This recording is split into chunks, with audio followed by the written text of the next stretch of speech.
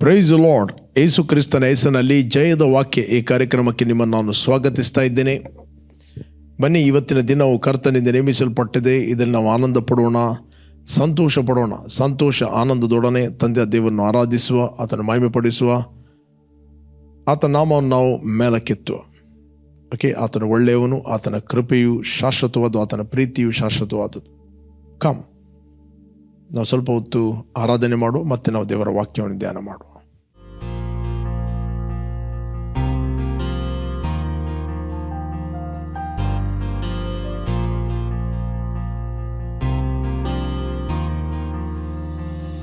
ಉನ್ನತನೇ ನಿನ್ನನ್ನೇ ನಂಬಿ ನಾ ಜೀವಿಸುವೆ. ಮಹೋನ್ನತನೇ ನಿನ್ನನ್ನೇ ನಂಬಿ ನಾ ಬಾಳುವೆ.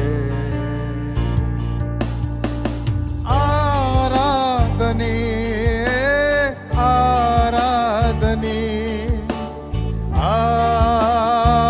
ಆರಾಧನೆ ಆರಾಧನೆ ಆರಾಧನೆ ಆರಾಧನೆ. ಕತ್ತಲೆಯಲ್ಲಿ ಬೆಳಕಾಗಿ ಬಂದು ನನ್ನನ್ನು ನೀ ನಡೆಸಿದೆ. ಇಕ್ಕಟ್ಟಿನಲ್ಲಿ ಸಹಾಯವಾಗಿ ನನ್ನನ್ನು ಬಲಪಡಿಸಿದೆ. ಎಬಿನೇಜರೇ ಎಬಿನೇಜರೇ ನನ್ನನ್ನು ನಡೆಸಿದೆ. ಎಬಿನೇಜರೇ ಎಬಿನೇಜರೇ ನನ್ನ ತಂದೆ. ಉನ್ನತನೇ ನಿನ್ನನ್ನೇ ನಂಬಿ ನಾ ಜೀವಿಸುವೆ. ಮಹೋನ್ನತನೇ ನಿನ್ನನ್ನೇ ನಂಬಿ ನಾ ಬಾಳುವೆ. ಆರಾಧನೆ ಆರಾಧನೆ ಆರಾಧನೆ ಆರಾಧನೆ ಆರಾಧನೆ ಆರಾಧನೆ. ಕಲ್ವಾರಿಯಲ್ಲಿ ರಕ್ತವ ಚೆಲ್ಲಿ ನನ್ನನ್ನು ರಕ್ಷಿಸಿದೆ. ಪರಿಶುದ್ಧ ಆತ್ಮನ ನನಗೆ ನೀಡಿ ನಿನ್ ಪ್ರೀತಿಯ ಸುರಿಸಿದೆ. ಎಲ್ರೋಹಿಯೇ ಎಲ್ರೋಹಿಯೇ ನನ್ನ ತಂದೆಯೇ. ಎಲ್ರೋಹಿಯೇ ಎಲ್ರೋಹಿಯೇ ನನ್ನನ್ನು ಕಂಡಿರುವೆ.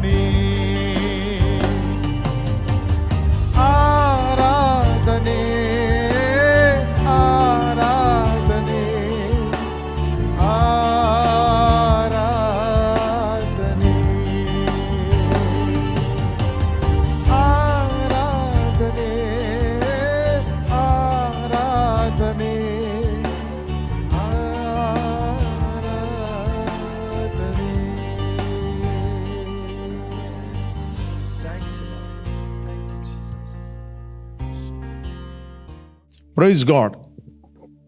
ಇವತ್ತು ನಾವು ಧ್ಯಾನಕ್ಕೆ ತೆಗೆದುಕೊಂಡಂತಹ ದೇವರ ವಾಕ್ಯದ ಭಾಗ ಪೇತ್ರನು ಬರೆದ ಪತ್ರಿಕೆ 1ನೇ ಪತ್ರಿಕೆ 2:24 ವಚನ. ಈ ವಚನ ನಿಮಗೆ ಎಲ್ಲರಿಗೂ ಕಂಠಪಾಠ ಇದೆ. ಈ ವಚನವನ್ನು ಎಲ್ಲರೂ ಬಾಯಾಟ ಮಾಡ್ತಾರೆ. 2:24 ವಚನ, 1ನೇ ಪೇತ್ರ 2:24. ನಾವು ಪಾಪದ ಪಾಲಿಗೆ ಸತ್ತು ನೀತಿವಂತರಾಗಿ ಜೀವಿಸುವಂತೆ ಆತನು ನಮ್ಮ ಪಾಪಗಳನ್ನು ತಾನೇ ತನ್ನ ದೇಹದ ಮೇಲೆ ಹೊತ್ತುಕೊಂಡು ಮರಣದ ಕಂಬವನ್ನು ಏರಿದನು. ಆತನ ಬಾಸುಂಡೆಗಳಿಂದ ನಿಮಗೆ ಗುಣವಾಯಿತು. Praise God. ಇಲ್ಲಿ ಅಪೊಸ್ತಲ ಪೇತ್ರನು ಹೇಳ್ತಾನೆ, ನಾವು ಪಾಪದ ಪಾಲಿಗೆ ಸತ್ತು ನೀತಿವಂತರಾಗಿ ಜೀವಿಸುವಂತೆ ಆತನು ನಮ್ಮ ಪಾಪಗಳನ್ನು ತಾನೇ ತನ್ನ ದೇಹದ ಮೇಲೆ ಹೊತ್ತುಕೊಂಡು ಹೋಗಿ ಮರಣದ ಕಂಬವನ್ನು ಏರಿದನು. ಆತನ ಬಾಸುಂಡೆಗಳಿಂದ ನನಗೆ ಗುಣವಾಯಿತು ಅಂತ ಹೇಳುವುದಿಲ್ಲ, ನಿಮಗೆ ಗುಣವಾಯಿತು ಅಂತ ಹೇಳ್ತಾರೆ. ನನಗೆ ಗುಣವಾಯಿತಲ್ಲ, ನಿಮಗೆ ಗುಣ ಆಯಿತು. ಅದರರ್ಥ I am healthy, I am strong, ನಿಮಗೆ ಗುಣ ಆಯಿತು.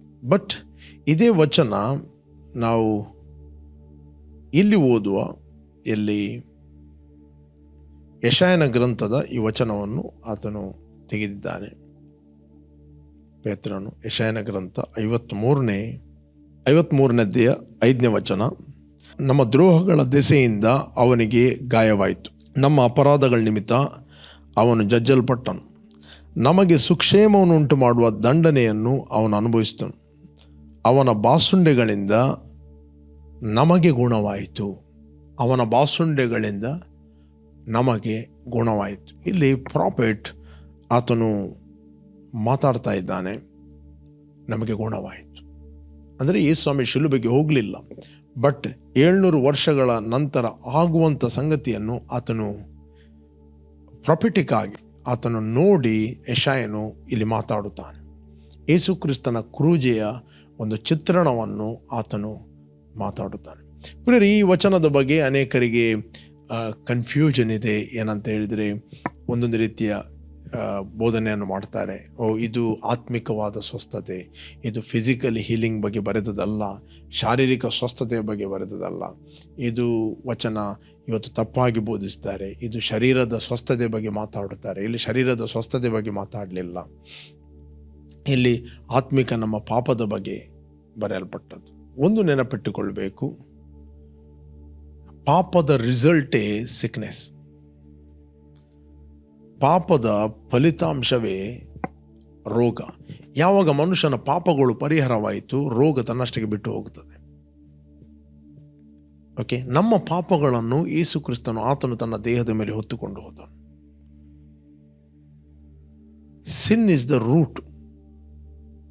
ಪಾಪ ಎಂಬುವಂಥದ್ದು ಅದು ರೂಟ್, ಬಟ್ ಫ್ರೂಟ್, ರಿಸಲ್ಟ್ ಎಂಬುವಂಥದ್ದು ಸಿಕ್ನೆಸ್, ಕರ್ಸ್, ಇದೆಲ್ಲ ಶಾಪಗಳು, ಸಿಕ್ನೆಸ್.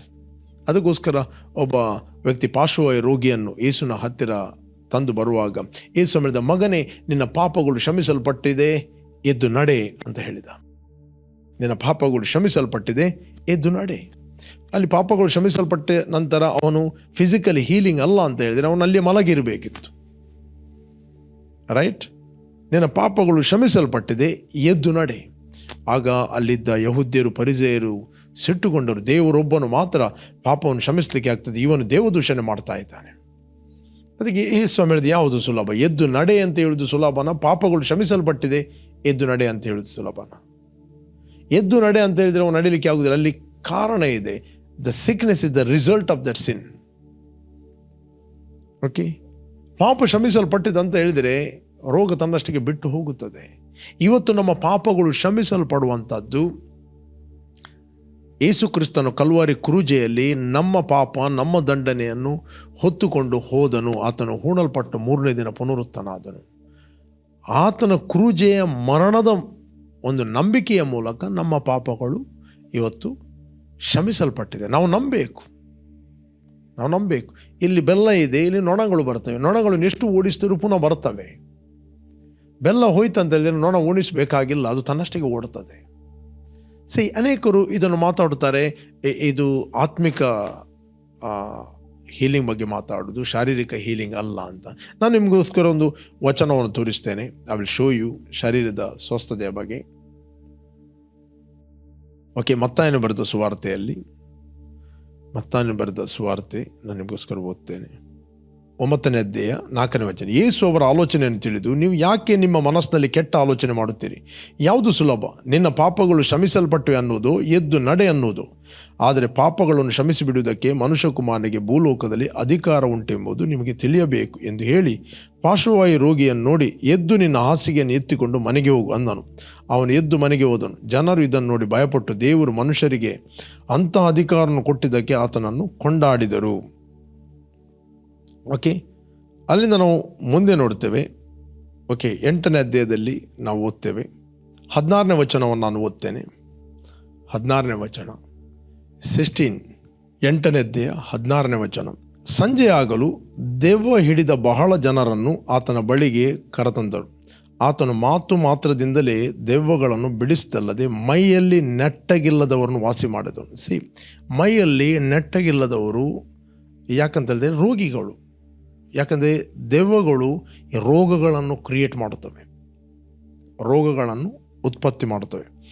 ವಾಚ್ ಮಾಡಿ, ಇದರಿಂದ ನಮ್ಮ ಬೇನೆಗಳನ್ನು ತಾನೇ ತೆಗೆದುಕೊಂಡು ನಮ್ಮ ರೋಗಗಳನ್ನು ಹೊತ್ತುಕೊಂಡನು ಎಂಬ ಯೆಶಾಯನೆಂಬ ಪ್ರವಾದಿಯಿಂದ ಹೇಳಿರುವ ಮಾತು ನೆರವೇರಿತು.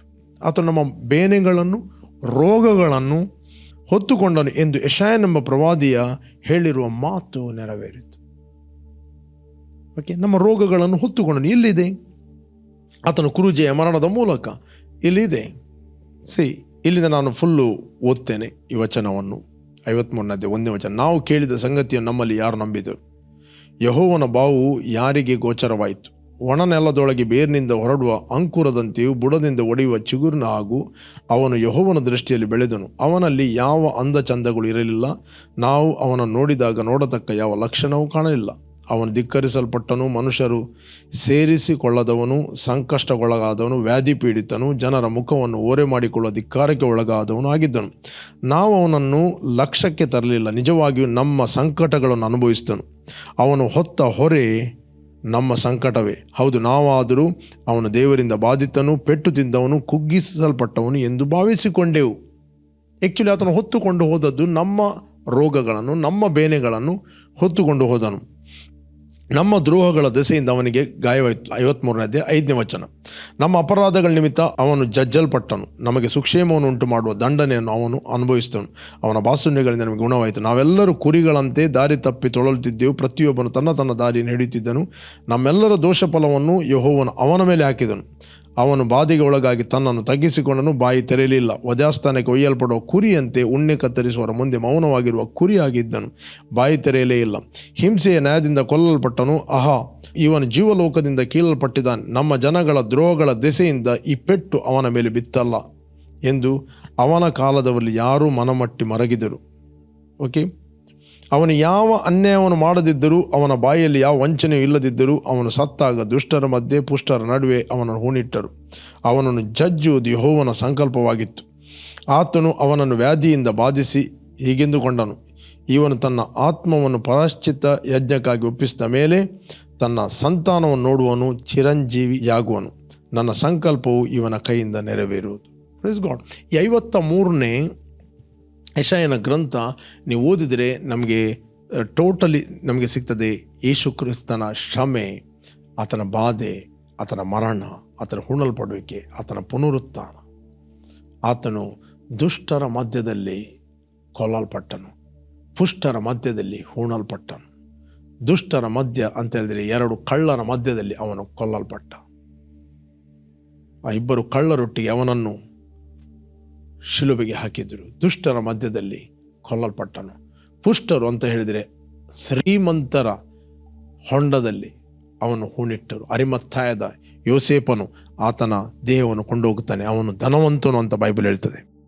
He was rich man. ಇದೆಲ್ಲ ವಚನ ನಾವು ನೋಡ್ತೇವೆ ಕ್ರಿಸ್ತನಲ್ಲಿ ಅದು ನೆರವೇರಿದೆ.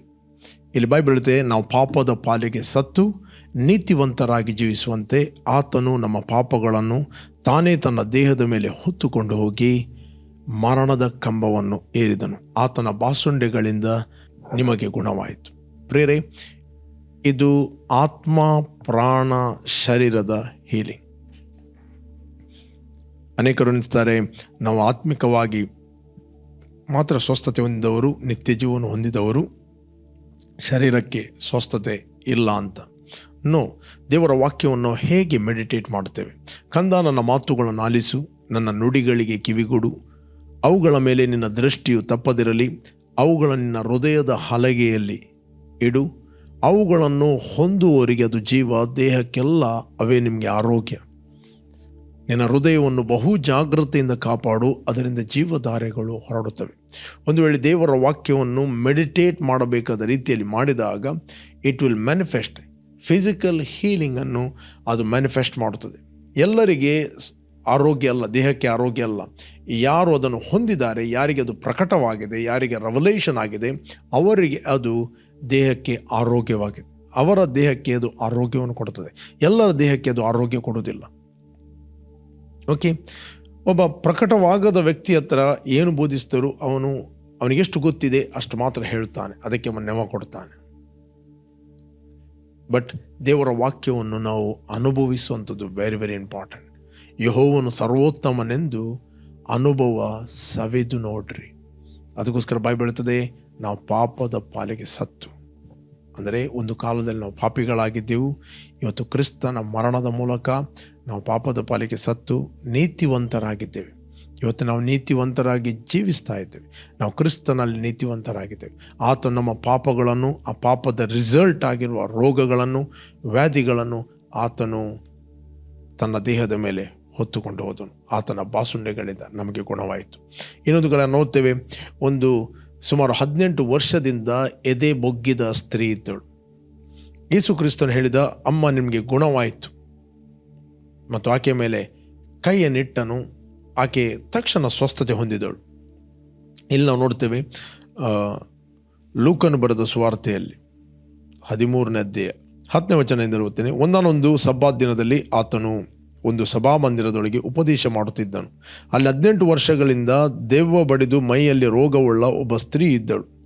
ಆಕೆಯು ನಡು ಬೊಗ್ಗಿ ಹೋಗಿ ಸ್ವಲ್ಪವಾದರೂ ಮೈಯನ್ನು ಮೇಲಕ್ಕೆ ಎತ್ತಲಾರದೆ ಇದ್ದಳು. ಯೇಸು ಆಕೆಯನ್ನು ನೋಡಿ ಹತ್ತಿರ ಕರೆದು ಆಕೆಗೆ, ಅಮ್ಮ, ನಿನಗೆ ರೋಗ ಬಿಡುಗಡೆ ಆಯಿತು. ಇಲ್ಲಿ ನಾವು ನೋಡ್ತೇವೆ, ರೋಗ ಸೈತಾನನ ಅದು ಏನಾಗಿದೆ ಅಂತ ಹೇಳಿದರೆ ಆತನ ಬಾಧೆಯ ಒಂದು ರಿಸಲ್ಟ್, ಅದು ಪರಿಣಾಮ. ಅಮ್ಮ, ನಿನಗೆ ರೋಗ ಬಿಡುಗಡೆ ಆಯಿತು ಎಂದು ಹೇಳಿ ಆಕೆಯ ಮೇಲೆ ತನ್ನ ಕೈಯನ್ನು ಇಟ್ಟನು. ಇಟ್ಟ ಕೂಡಲೇ ಆಕೆ ನೆಟ್ಟಗಾದಳು, ದೇವರನ್ನು ಕೊಂಡಾಡಿದಳು. ಆದರೆ ಆ ಸಭಾಮಂದಿರದ ಅಧಿಕಾರಿಯು ನಡೆದ ಸಂಗತಿಯನ್ನು ನೋಡಿ, ಸಬ್ಬಾತ್ ದಿನದಲ್ಲಿ ಯೇಸು ಸ್ವಸ್ಥ ಮಾಡಿದನಲ್ಲ ಎಂದು ರೋಷಗೊಂಡು ಜನರಿಗೆ, ಕೆಲಸ ಮಾಡುವುದಕ್ಕೆ 6 ದಿನಗಳು ಅವೇ ಅಷ್ಟೇ, ಆ ದಿವಸಗಳಲ್ಲಿ ಬಂದು ವಾಸಿ ಮಾಡಿಕೊಳ್ಳಿರಿ, ಸಬ್ಬಾತ್ ದಿನದಲ್ಲಿ ಮಾತ್ರ ಬೇಡ ಎಂದು ಹೇಳಿದನು. ಆ ದಿನದಲ್ಲಿ ಬಂದು ವಾಸಿ ಮಾಡಿಕೊಳ್ಳಿ. ಇವರಿಗೆ ಯಾರಿಗಾದ್ರು ವಾಸಿ ಮಾಡಲಿಕ್ಕೆ ಆಗ್ತದ? ಇವರು ಸಭಾಮಂದಿರಕ್ಕೆ ಬಂದು ಒಬ್ಬ ವ್ಯಕ್ತಿ ಆದರೂ ವಾಸಿಯಾಗಿದ್ದಾನ? ಅವರು ಸಂತೋಷ ಪಡಬೇಕಿತ್ತು. ದೇವರ ವಾಕ್ಯ ಅಲ್ಲಿ ನಡೀತಾ ಇದೆ, ದೇವರ ವಾಕ್ಯ ಕೆಲಸ ಮಾಡ್ತಾ ಇದೆ. ಒಬ್ಬ ವ್ಯಕ್ತಿ ಸ್ವಸ್ಥತೆ ಹೊಂದ್ತಾ ಇದ್ದಾನೆ, ಒಬ್ಬ ವ್ಯಕ್ತಿ ಗುಣ ಆಗ್ತಾ ಇದೆ, ಒಬ್ಬ ವ್ಯಕ್ತಿಗೆ, ಸ್ತ್ರೀಗೆ ಗುಣ ಆಗ್ತಾ ಇದೆ. ಅವರಿಗೆ ಅದರ ಬಗ್ಗೆ ಕರುಣೆ ಇಲ್ಲ. ಅವರಿಗೆ ಕೇವಲ ತಮ್ಮ ಸಬ್ಬಾತ್. ಯೇಸು ಹೇಳಿದ, ಸಬ್ಬಾತಿಗೆ ಮನುಷ್ಯಕುಮಾರನು ಒಡೆಯನು. ಓಕೆ, ಕೆಲಸ ಮಾಡುವುದಕ್ಕೆ 6 ದಿವಸಗಳೇ ಅಷ್ಟೇ, ಆ ದಿವಸಗಳಲ್ಲಿ ಬಂದು ವಾಸಿ ಮಾಡಿಕೊಳ್ಳಿ, ಸಬ್ಬಾತ್ ದಿನದಲ್ಲಿ ಮಾತ್ರ ಬೇಡ ಎಂದು ಹೇಳಿದರು. ಆ ಮಾತನ್ನು ಕೇಳಿ ಸ್ವಾಮಿ ಅವನಿಗೆ, ಕಪಟಿಗಳು ನೀವು, ನಿಮ್ಮಲ್ಲಿ ಪ್ರತಿಯೊಬ್ಬನು ಸಬ್ಬಾತ್ ದಿನದಲ್ಲಿ ತನ್ನ ಎತ್ತಾಗಲಿ ಕತ್ತೆಯಾಗಲಿ ಗೋದಲಿಯಿಂದ ಕತ್ತೆಯನ್ನಾಗಲಿ ಗೋದಲಿಯಿಂದ ಬಿಚ್ಚಿ ನೀರು ಕುಡಿಸತಕ್ಕಾಗಿ ಹಿಡುಕೊಂಡು ಹೋಗುತ್ತಾನಲ್ವೇ? ಹಾಗಾದರೆ 18 ವರ್ಷಗಳ ತನಕ ಸೈತಾನು ಕಟ್ಟಿ ಹಾಕಿದವಳು, ಅಬ್ರಹಾಮನ ವಂಶದವಳು ಆಗಿರುವ ಈಕೆಯನ್ನು ಸಬ್ಬಾತ್ ದಿನದಲ್ಲಿ ಈ ಕಟ್ಟಿನೊಳಗಿಂದ ಬಿಡಿಸಬಾರದು ಎಂದು ಉತ್ತರ ಕೊಟ್ಟನು. Praise God. 18 ವರ್ಷಗಳಿಂದ ಸೈತಾನನು ಆಕೆಯನ್ನು ನಡುಬೊಗ್ಗಿಸ್ತಾನೆ.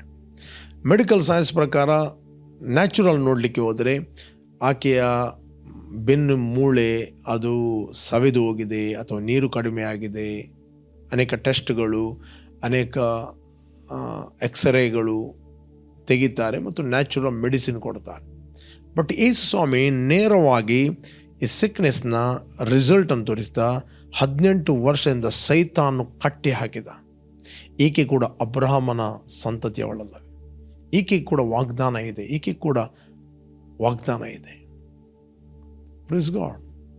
ಈ ಸ್ವಾಮಿ ತೋರಿಸಿದ ರೋಗ ಎಂಬುದು ಸೈತಾನ್ನ ಬಾಧೆಯ ಒಂದು ಪರಿಣಾಮ ಅಂತ.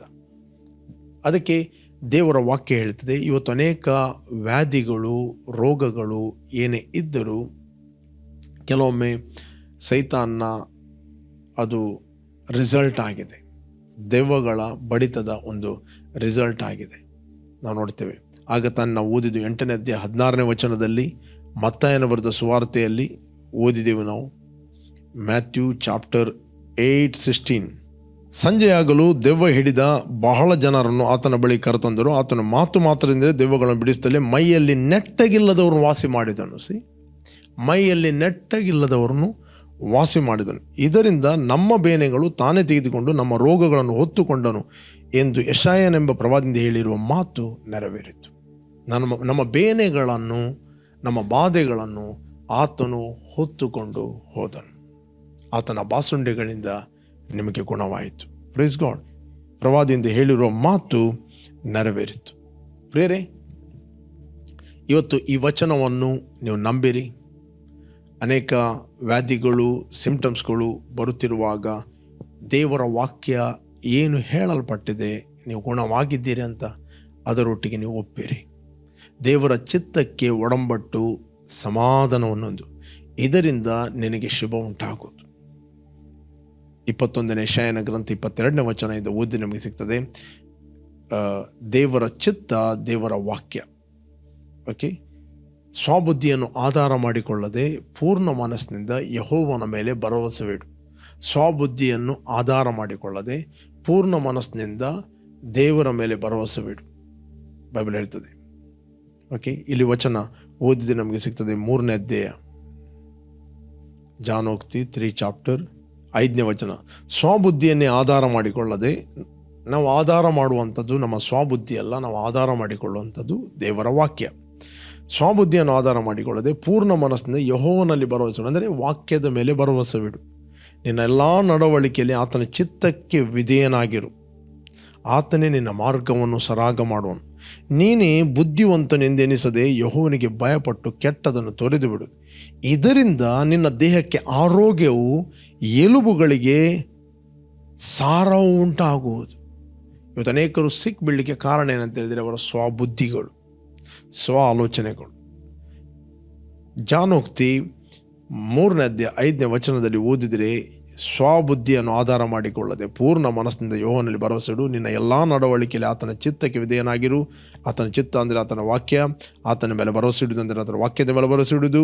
ಆತ ನಿನ್ನ ಮಾರ್ಗವನ್ನು ಸರಾಗ ಮಾಡೋನು. ನೀನು ಬುದ್ಧಿವಂತನೆನಿಸದೆ ಯೆಹೋವನಿಗೆ ಭಯಪಟ್ಟು ಕೆಟ್ಟದನ್ನು ತೊರೆದು ಬಿಡು. ಇದರಿಂದ ನಿನ್ನ ದೇಹಕ್ಕೆ ಆರೋಗ್ಯವು, ಎಲುಬುಗಳಿಗೆ ಸಾರವು ಉಂಟಾಗು. ನಿನ್ನ ಎಲುಬುಗಳು ಕರೆಕ್ಟ್ ಆಗ್ತದೆ, ದೇಹಕ್ಕೆ ಒಳ್ಳೆಯ ಆರೋಗ್ಯ ಉಂಟಾಗುತ್ತದೆ. ಅದರಿಂದ ಪ್ರಿಯರೇ, ನಾನು ನಿಮಗೆ ಎನ್ಕರೇಜ್ ಮಾಡುತ್ತೇನೆ, ಈ ವಚನವನ್ನು ಯಾವಾಗಲೂ ನಂಬಿರಿ, ಮೆಡಿಟೇಟ್ ಮಾಡಿರಿ, ಡಿಕ್ಲೇರ್ ಮಾಡಿರಿ, ಹಾಡಿರಿ. ನಾನು ಗುಣವಾಗಿದ್ದೇನೆ, ನನ್ನ ಬೇನೆಗಳನ್ನು ನೀನು ಹೊತ್ತುಕೊಂಡು ಹೋಗಿದ್ದಿ. Sickness, you have no authority over my body. ರೋಗಕ್ಕೆ ಮಾತಾಡ್ರಿ, ನಿನಗೆ ನನ್ನ ಮೇಲೆ ಅಧಿಕಾರವಿಲ್ಲ. ಸೈತಾನೆ, ನನ್ನ ದೇಹದ ಮೇಲೆ ಯಾವ ವ್ಯಾಧಿ ರೋಗಗಳನ್ನು ತಂದು ಹಾಕಲಿಕ್ಕೆ ಆಗೋದಿಲ್ಲ. You are illegal. ನನ್ನ ಪಾಪಗಳು ಕ್ಷಮಿಸಲ್ಪಟ್ಟಿದೆ, ನನಗೆ ಬಿಡುಗಡೆ ಆಗಿದೆ. Just speak God's word. ವಾಕ್ಯವನ್ನು ಮಾತಾಡ್ರಿ. ಓಕೆ, ಯಾರು ನೀವು ಫಸ್ಟ್ ಟೈಮ್ ವೀಕ್ಷಿಸ್ತಾ ಇದ್ದೀರಿ, ಇಷ್ಟವರೆಗೆ ಯೇಸುವನ್ನು ರಕ್ಷಕನ ಒಡೆಯನೆಂದು ನೀವು ಅಂಗೀಕಾರ ಮಾಡಲಿಲ್ಲ, ಇದು ತಕ್ಕ ಸಮಯ. ನಿಮ್ಮ ಹೃದಯದಲ್ಲಿ ಯೇಸುವನ್ನು ಕರೆಯಿರಿ. Will pray for you. ನಾನು ನಿಮಗೋಸ್ಕರ ಪ್ರಾರ್ಥನೆ ಮಾಡುತ್ತೇನೆ. Thank you Lord. ಭೂಮಿ ಆಕಾಶಗಳನ್ನು ಉಂಟು ಮಾಡಿದ ಸರ್ವಶಕ್ತನಾದ ತಂದೆ, ಯೇಸುವಿನ ನಾಮದಲ್ಲಿ ನಾವು ನಿನ್ನ ಸನ್ನಿಧಿಯಲ್ಲಿದ್ದೇವೆ. ನೀನು ಸುರಿಸಿದ ರಕ್ತದ ಮೂಲಕ ಅಪರಾಧಗಳು ಪರಿಹಾರ, ನಮಗೆ ಬಿಡುಗಡೆ ಆಯಿತು. ಯೇಸುವೆ ಕರ್ತನು ಒಡೆಯನೆಂದು ನಮ್ಮ ಹೃದಯದಲ್ಲಿ ಅಂಗೀಕಾರ ಮಾಡುತ್ತೇವೆ, ಬಾಯಿಂದ ನಾವು ಅರಿಕೆ ಮಾಡುತ್ತೇವೆ. ನಮಗೆ ಬಿಡುಗಡೆ ಆಯಿತು, ನಾವು ನಿತ್ಯ ಜೀವವನ್ನು ಹೊಂದಿದ್ದೇವೆ. Thank you Lord. ತಂದೆ, ನಾವು ಪಾಪದ ಪಾಲಿಗೆ ಸತ್ತು ನೀತಿವಂತನಾಗಿ ಜೀವಿಸುವಂತೆ ನಮ್ಮ ಪಾಪಗಳನ್ನು ತಾನೇ ತನ್ನ ದೇಹದ ಮೇಲೆ ಹೊತ್ತುಕೊಂಡು ಹೋಗಿ ಮರಣದ ಕಂಬವನ್ನು ಏರಿ ಆತನ ಬಾಸುನೆಗಳಿಂದ ನಿಮಗೆ ಗುಣವಾಯಿತು ಎಂಬ ವಚನವನ್ನು ನಾವು ನಂಬಿದ್ದೇವೆ. ಅದರ ಮೇಲೆ ಧ್ಯಾನ ಮಾಡಿದ್ದೇವೆ. ನಾವು ರೋಗದಲ್ಲಿರುವುದು, ವ್ಯಾಧಿಯಲ್ಲಿರುವುದು ಅದು ನಿನ್ನ ಚಿತ್ತವಲ್ಲ. ನಾವು ಆರೋಗ್ಯದಲ್ಲಿ ಇರುವಂಥದ್ದೇ ನಿನ್ನ ಚಿತ್ತವಾಗಿದೆ. ನಾವು ಸ್ವಬುದ್ಧಿಯನ್ನು ಆಧಾರ ಮಾಡಿಕೊಳ್ಳದೆ ಪೂರ್ಣ ಮನಸ್ಸಿನಿಂದ ನಿನ್ನ ಮೇಲೆ ನಾವು ಭರವಸೆ ಬಿಟ್ಟಿದ್ದೇವೆ. ನೀನೇ ನಮ್ಮ ಆರೋಗ್ಯಕ್ಕೆ, ನಮ್ಮ ಭವಿಷ್ಯಕ್ಕೆ ಆಧಾರವೆಂದು ನಾವು ನಂಬಿದ್ದೇವೆ. Thank you father. ತಂದೆ, ಎಲ್ಲ ಘನತೆಯನ್ನು, ಮಹಿಮೆಯನ್ನು ನಾವು ನಿನಗೆ ಸಲ್ಲಿಸ್ತೇವೆ. ಯೇಸು ನಾಮದಲ್ಲಿ ತಂದೆ, ಆಮೆನ್ ಆಮೆನ್. ಓಕೆ, ಯಾರು ಬರ್ತ್ಡೇ ಮತ್ತು ವೆಡ್ಡಿಂಗ್ ಆ್ಯನಿವರ್ಸರಿಯನ್ನು ಸೆಲೆಬ್ರೇಟ್ ಮಾಡ್ತಾ ಇದ್ದೀರಿ, ನಿಮಗೋಸ್ಕರ ನಾವು ಪ್ರಾರ್ಥನೆ ಮಾಡ್ತೇವೆ. Blessed happy birthday and blessed happy wedding anniversary. ತಂದೆ, ಯಾರು ಬರ್ತ್ಡೇ ಮತ್ತು ವೆಡ್ಡಿಂಗ್ ಆ್ಯನಿವರ್ಸರಿಯನ್ನು ಸೆಲೆಬ್ರೇಟ್ ಮಾಡ್ತಾ ಇದ್ದಾರೆ, ಇವರು ಫ್ರೂಟ್ಫುಲ್ ಆಗಲಿ, ಬ್ಲೆಸ್ ಆಗಲಿ, ಕೆಡುಕನ ಎಲ್ಲ ಕೈಗಳಿಂದ ಇವರು ತಪ್ಪಿಸಿ ಕಾಪಾಡು, ಯೇಸು ನಾಮದಲ್ಲಿ ತಂದೆ, ಆಮೆನ್. ಜಯದ ವಾಕ್ಯ ಈ ಕಾರ್ಯಕ್ರಮವನ್ನು ಪ್ರತಿದಿನ ಬೆಳಿಗ್ಗೆ ಬಿಗ್ ಜೆ ಟಿವಿಯಲ್ಲಿ 7 ಗಂಟೆಯಿಂದ 7:30ಕ್ಕೆ ವೀಕ್ಷಿಸಿರಿ. 7:30ರಿಂದ 8 ಗಂಟೆ ಇದೇ ಕಾರ್ಯಕ್ರಮವನ್ನು ರಿಪೀಟ್ ಆಗಿ ನಮ್ಮ ಯೂಟ್ಯೂಬ್ ಚಾನಲ್ ವೀಕ್ಷಿಸಬಹುದು. ನಮ್ಮ YouTube channel word of victory pastor Roshan Lobo. ಅದೇ ರೀತಿ ಸಂಜೆ 7 ಗಂಟೆಯಿಂದ 8 ಗಂಟೆಗೆ ನಾನು ಸಂಜೆಯ ಪ್ರಾರ್ಥನೆಯಲ್ಲಿ ಲೈವ್ ಆಗಿ ಮಾತಾಡ್ತೇನೆ, ನನ್ನೊಟ್ಟಿಗೆ ಜಾಯ್ನ್ ಆಗಿ. ವೆಬ್ಸೈಟ್ ಇದೆ wordofvictory.in ಅಂತ. ಅದರಲ್ಲಿ ಸ್ಪೀಕ್ ಲೈಫ್ ಅಂತ ನೀವು ಕ್ಲಿಕ್ ಮಾಡಿದರೆ 4 ಭಾಷೆಯಲ್ಲಿ ನಿಮಗೆ ಅರಿಕೆ ಸಿಗ್ತದೆ: Kannada, English, Hindi, Konkani. Okay, continue ಆಗಿ ಜಯದ ವಾಕ್ಯ ಈ ಕಾರ್ಯಕ್ರಮವನ್ನು ಬಿಗ್ ಜೆ ಟಿವಿಯಲ್ಲಿ ಮತ್ತು ನಮ್ಮ ಯೂಟ್ಯೂಬಲ್ಲಿ ವೀಕ್ಷಿಸಿರಿ. You are bless. ಆಮೆನ್.